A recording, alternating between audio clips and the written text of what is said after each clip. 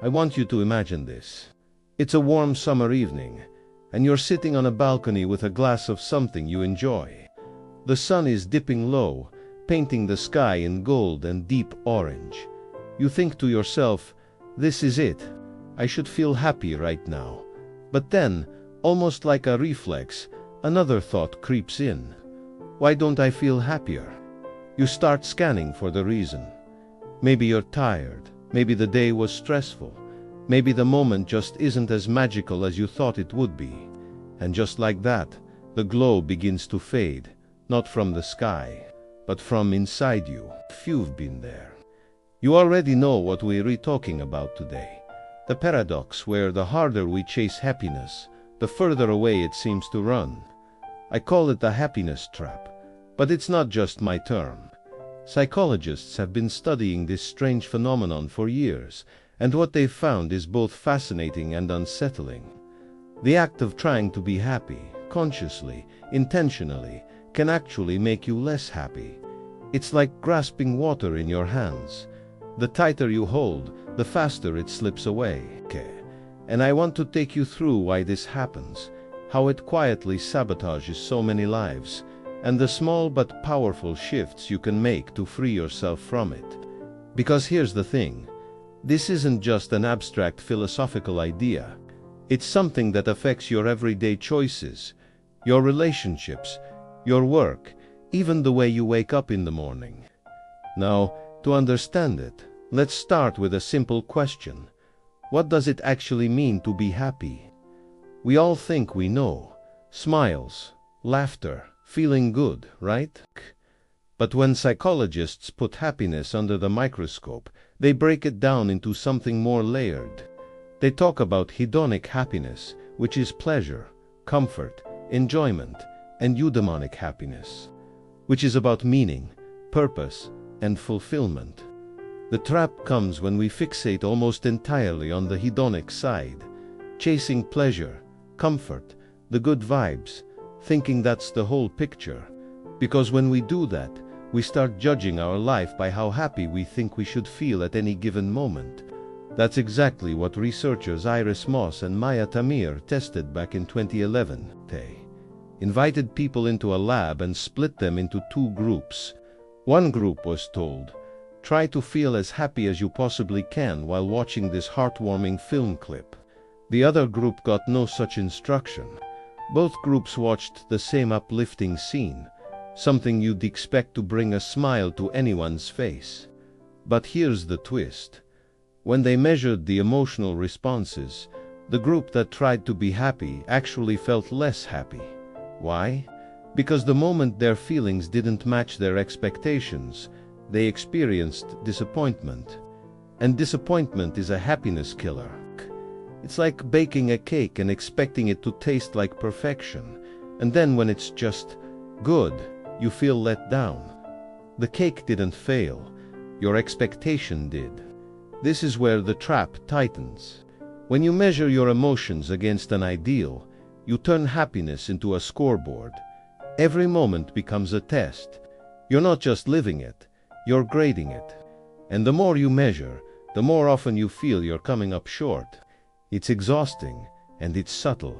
You might not even realize you're redoing it until you start wondering why the things you thought would make you happy don't seem to work anymore. I've seen this play out in so many ways. Take a fictional but entirely believable example. There's Sarah, 32 years old, ambitious, always on the move. She works long hours at a marketing firm, saves for dream vacations, collects experiences like trophies. Her Instagram is full of sunsets in Bali, pasta in Rome, rooftop parties in New York.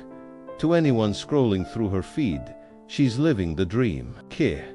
But when she's alone in her apartment at night, she often feels a strange emptiness. She doesn't understand it. Wasn't this exactly what she worked for? And so she doubles down, booking the next trip, saying yes to the next big thing, chasing that elusive satisfaction. But it's never quite enough. This is the hedonic treadmill in action. A term in psychology that means no matter how much you achieve or acquire, your happiness level tends to return to a baseline. You get the promotion, the new car, the relationship, and yes, you feel great for a while. But then your brain adapts.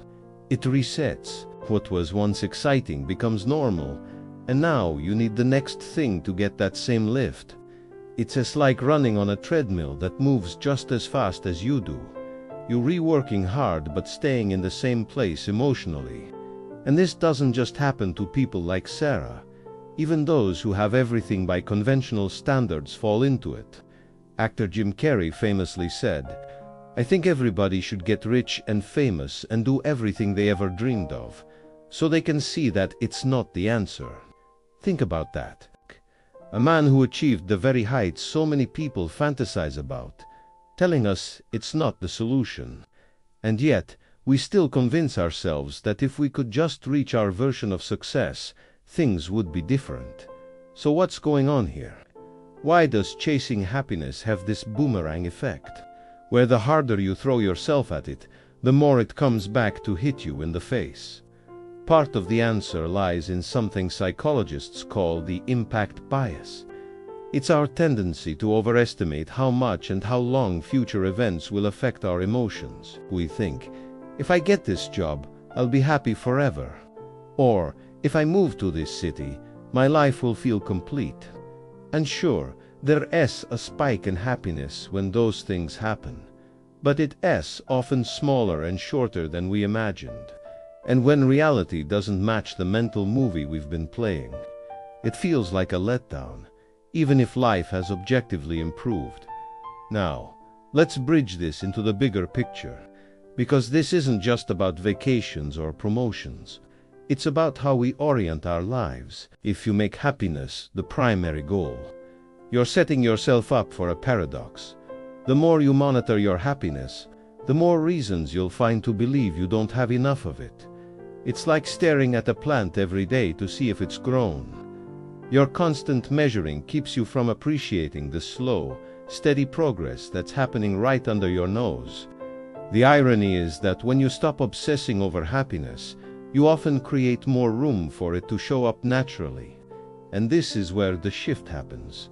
Moving from a happiness-chasing mindset to a meaning-building mindset. Stanford research has shown that people who focus on meaningful activities, things that align with their values even if they are challenging, report higher life satisfaction in the long run than those who focus solely on pleasure.